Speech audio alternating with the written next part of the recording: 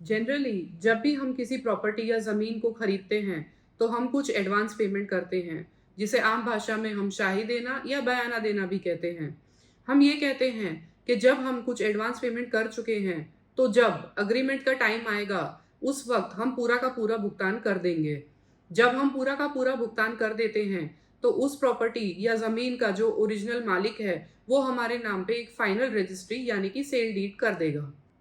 लेकिन असली प्रॉब्लम तो तब होती है जब अग्रीमेंट टू सेल हो जाने के बाद और आपके एडवांस दे देने के बाद उस जमीन के रेट्स एकदम से बढ़ जाएं और उस इंसान यानी कि जो इंसान आपको जमीन बेच रहा है उसके दिमाग में एक बैड इंटेंशन आ जाए कि अब मैं इस प्रॉपर्टी को उस रेट में क्यों बेचूं। और अगर वो इंसान उस प्रॉपर्टी की रजिस्ट्री आपके नाम नहीं करे तो आपके पास क्या रेमेडी है, ये रेमेडी जानना ही आज के इस वीडियो का उद्देश्य है। तो इस डिटेल्ड वीडियो में मैं आपको बताऊंगी कि अगर कोई इंसान जो आपके नाम पर रजिस्ट्री करवाने वाला था और जो अब रजिस्ट्री नहीं करवा रहा है, तो आपके पास कानून में ऐसे कौन सी रेमेडी है या ऐसे कौन से हथियार हैं जिनको आप यूज करके अपना जस्टिस यानी कि न्याय पा सकते हैं। नमस्कार दोस्तों, मैं हूं एडवोकेट पुनीता जोशी और आप देख रहे हैं लॉ फैक्टो। इस चैनल को सब्सक्राइब कर लीजिए ताकि इस तरह के इंपॉर्टेंट अपडेट्स आपको मिलती रहे। और अगर आपके जीवन में कोई कानूनी समस्या है और आपको कोई लीगल ओपिनियन चाहिए तो नीचे डिस्क्रिप्शन में मेरी कॉन्टैक्ट डिटेल्स दे रही हूँ, जिसके द्वारा आप मुझसे या मेरी टीम से संपर्क कर सकते हैं। तो शुरू करते हैं आज का ये खास वीडियो।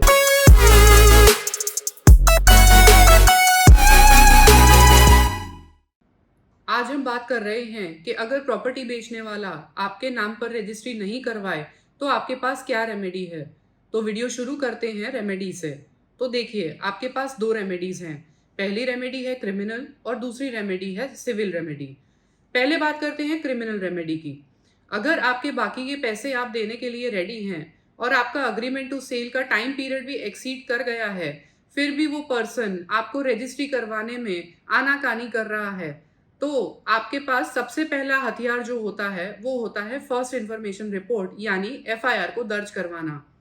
आपको आपके नजदीकी पुलिस स्टेशन जाना है और सेक्शन 406 आईपीसी और सेक्शन 420 आईपीसी में एफआईआर को दर्ज करवाना है। सेक्शन 406 बात करता है क्रिमिनल ब्रीच ऑफ ट्रस्ट की, जिसमें 3 साल तक की सजा का प्रावधान है। और अगर हम 420 आईपीसी की बात करें तो ये सेक्शन ये कहता है कि अगर आप किसी को इंड्यूस करके या बेवकूफ बनाकर कुछ डिलीवर करने का कहते हैं तो वो चीटिंग की परिभाषा में आता है। अब यहाँ पे ये ऑफेंस इसलिए मेड आउट होगा क्योंकि हम ये बात कह सकते हैं कि जो प्रॉपर्टी हमें बेच रहा था उसने हमको इस बात से इंड्यूस किया है कि अगर हम उसे पूरे पैसे दे तो ही वो रजिस्ट्री हमारे नाम करवाएगा, इसलिए अब वो रजिस्ट्री करवाने में आनाकानी कर रहा है। तो हम इस ग्राउंड पे उसके खिलाफ 420 आईपीसी की एफआईआर दर्ज करवा सकते हैं। जब आप 420 आईपीसी की बात करते हैं तो वो एक नॉन बेलेबल ऑफेंस है, यानी इसमें अरेस्ट होने के बाद बेल सिर्फ कोर्ट से ही मिलेगी। और दूसरा कि ये कॉग्निजेबल ऑफेंस है, यानी इसमें एफआईआर दर्ज हो सकती है और इसमें 7 साल तक की सजा का प्रावधान है। तो ये सबसे इंपॉर्टेंट होता है एफआईआर दर्ज करवाना 406 और 420 आईपीसी में। मगर क्योंकि ये एक प्रॉपर्टी डिस्प्यूट है तो कई बार पुलिस इसमें एफआईआर दर्ज करने से भी मना कर देती है। तो उस कंडीशन में आपको 154(3) सीआरपीसी की एप्लीकेशन लेकर अपने शहर के कमिश्नर या एसपी जो भी आपके एरिया में होते हों उनके पास जाना है। अगर वो भी मना कर दें तो अल्टीमेटली आपको मैजिस्ट्रेट साहब का दरवाजा खटखटाना है और आपको फाइल करनी है सेक्शन 156(3) सीआरपीसी की एप्लीकेशन। इस धारा को यूज करके मैजिस्ट्रेट साहब आपके कंसर्न थाना अधिकारी को डायरेक्शन दे सकते हैं कि इनकी एफआईआर दर्ज की जाए। तो अल्टीमेटली एफआईआर तो आपकी दर्ज हो ही जाएगी अगर आप 156(3) सीआरपीसी का यूज करते हैं तो। लेकिन इसके कुछ एडवांटेजेस और डिसएडवांटेजेस भी हैं, तो वो भी जान लेते हैं। एफआईआर करवाने का एक सबसे बड़ा एडवांटेज होता है कि जब भी किसी पर भी एफआईआर करते हैं तो प्रेशर काफी बढ़ जाता है। आप खुद सोचिए कि आप किसी के खिलाफ पुलिस कंप्लेंट कर रहे हैं और पुलिस उसके घर तक जाए तो कितना प्रेशर बिल्डअप होता है उसको रजिस्ट्री करवाने के लिए। वहीं दूसरी ओर बात करें डिसएडवांटेज की, तो ये कह सकते हैं कि अल्टीमेटली है तो ये एक प्रॉपर्टी ही डिस्प्यूट। तो जनरली इसमें पुलिस एफआर यानी क्लोजर रिपोर्ट लगा देती है और ये कह देती है कि आपको जो करना है वो सिविल कोर्ट में जाकर करिए। लेकिन मेरा ये मानना है कि आपको तुरंत प्रभाव से एफआईआर करवानी चाहिए, क्योंकि आपने एडवांस तो दे ही दिया है और बाकी का पेमेंट भी आप करने के लिए तैयार हैं, फिर भी वो इंसान आपके नाम की रजिस्ट्री नहीं करवा रहा है, तो आईपीसी 420 का ऑफेंस तो बनता है। तो अब बात करते हैं सिविल लॉ यानी सिविल रेमेडी की, जो इस पूरे ट्रांजैक्शन की एक्चुअल रेमेडी भी होती है। तो इसमें भी आप दो तरह के दावे या दो तरह की रेमेडी यूज कर सकते हैं।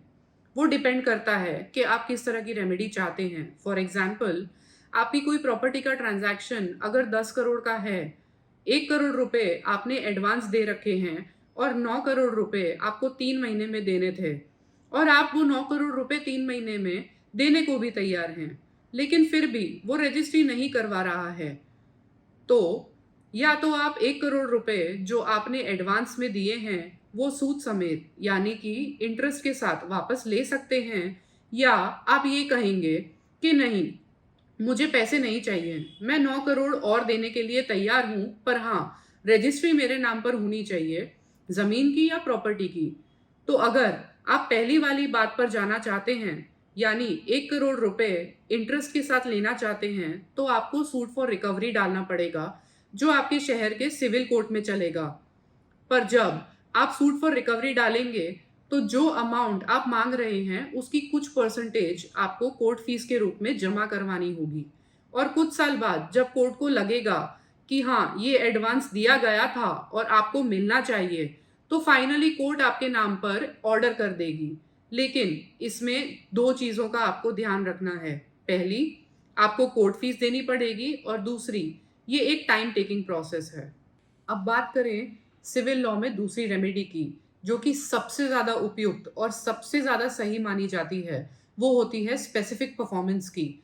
Section 10 of specific relief act ये कहता है कि अगर आपने किसी से कोई कॉन्ट्रैक्ट या अग्रीमेंट करा है और अगर वो उसकी कंडीशन को फॉलो नहीं कर रहा है, तो आप कोर्ट से डायरेक्शन लेकर उसका ये डायरेक्शन दिलवा सकते हैं कि आपको ये पर्टिकुलर बात माननी होगी, यानी आपको स्पेसिफिक परफॉर्मेंस का दावा डालना है कोर्ट के अंदर कि मैं 9 करोड़ रुपए देने को तैयार हूं और ये प्रॉपर्टी मेरे नाम पर करी जाए, और कोर्ट अगर आपकी बात से सहमत होगी तो आपके फेवर में डिक्री कर देगी और उस प्रॉपर्टी बेचने वाले को यानी सेलर को ये डायरेक्शन देगी कि यस, ये रजिस्ट्री आपके नाम पे की जाए और बाकी का पैसा आपसे लिया जाए।